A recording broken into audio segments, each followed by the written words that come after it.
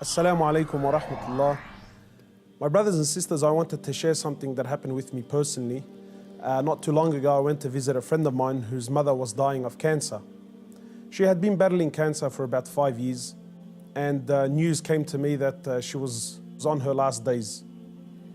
So I went to visit the brother, and as I sat down with him, he was explaining to me that his mother is going through that state of sakarat al-maut, conscious and unconscious, and that the cancer was really starting to spread all over.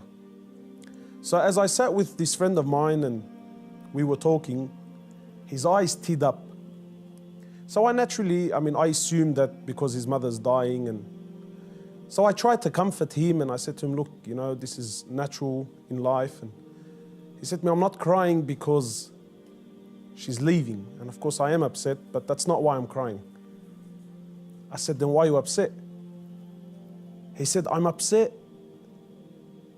because all my life I've never thanked my mother for what she's done.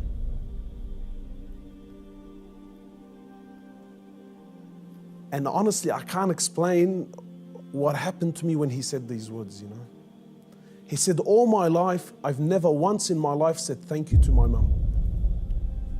He said, and now that she's sitting in the next room and she's alive, but she's conscious and unconscious, and even if I spoke to her, she's not going to be able to understand or comprehend the words that I'm saying.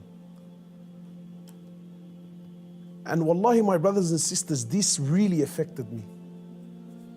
That all his life, all of our lives, for those of us who are fortunate enough that their mothers are still around, my mum has been there all my life, never failed me once, and never once have I ever come to her and just said thank you.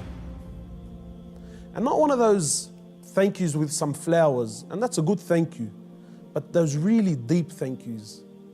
That thank you that if she left me now, I've told her and I've thanked her from the depths of my heart. Wallahi, my brothers and sisters, I haven't been able to forget this. That when was the last time you thanked your mother? When was the last time you showed your mother genuine appreciation for everything that she's ever done? Or are we going to be like those, or are we going to be of those who, when our mothers leave us permanently, then we will sit back and remember and start to regret that I didn't take advantage of the opportunity when I had it. My brothers, in many places around the world, they celebrate this thing called Mother's Day. And it breaks my heart because in Islam, in truth, Mother's Day is every day. We don't single out one day of the year to say, oh, Mum, look, I remembered you today. But rather, we're ordered by Allah and His Prophet, more or less, to remember our mothers on a daily basis. A man came to the Prophet of Allah and he says to him, O Prophet of Allah, and many of us get this hadith wrong. He says, O Prophet of Allah, who is most deserving of my kind treatment? He says to him, your mother. He says, then whom? He said to him, your mother. He said to him, then whom? He said to him, your mother. He said, then whom? He said, then your father. Many of us, we interpret this to be love, that my mother is most deserving of my love. No, the person that is most deserving of your kind treatment, of your money, of your health, of everything that you possess, the person that is most deserving of this more than anyone, above all, is your mother, then your mother, then your mother, and then your father. My brothers and sisters, in short, many of us, we still have our mothers. Wallahi, do not be of the losers who wait until our mothers leave us permanently, only then to wish and to regret and say, I wish I can go back and thank my mother. If your mother is still around, run.